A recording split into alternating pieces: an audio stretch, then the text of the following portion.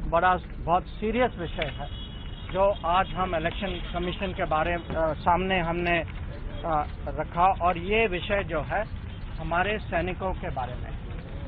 कुछ दिन पहले राहुल गांधी जी ने कहा कि नरेंद्र मोदी ने दो तरह के सैनिक बनाए हैं।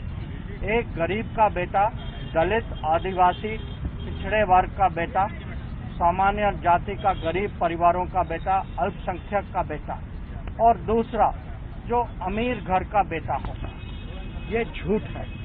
ये जो है ये डायरेक्टली हमारे आर्म फोर्सेस पर अटैक है। ये विवाद का विषय बनाना चाहते हैं, बीच में उनका मोराल जो है उसको कम करना चाहते हैं, और ये चुनाव का विषय नहीं है, ये राष्ट्र सुरक्षा का विषय है।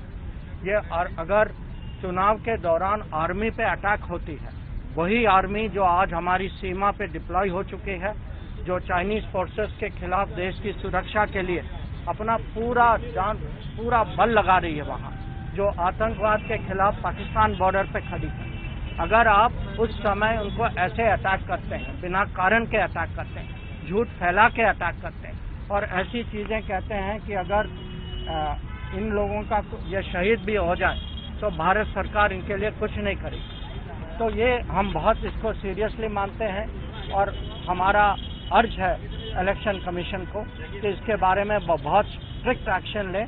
ऐसी चीज आगे भी नहीं होनी चाहिए और इनको रिट्रैक्ट करना चाहिए पब्लिक में। मैं ये भी आप लोगों को याद दिलाना चाहता हूँ, यह पहली बार नहीं है कि हमारे सैनिकों पे कांग्रेस पार्टी और राहुल गांधी पर्सनली उनका अटैक हुआ।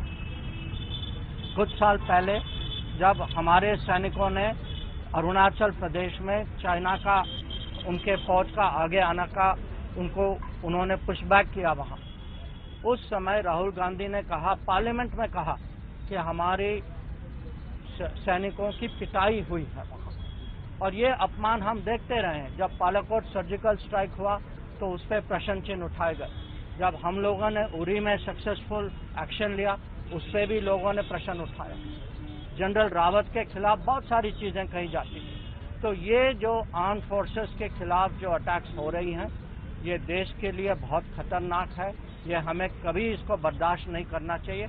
आज हम जो हैं इलेक्शन कमीशन के सामने आए हैं, पर हम देश के सामने भी ये विषय रखना चाहते हैं कि ये देश बर्दाश्त नहीं करेगी कि हमारे सैनिकों पे ऐसी अटैक्स हों और ये राजनीतिक कारण के लिए हो।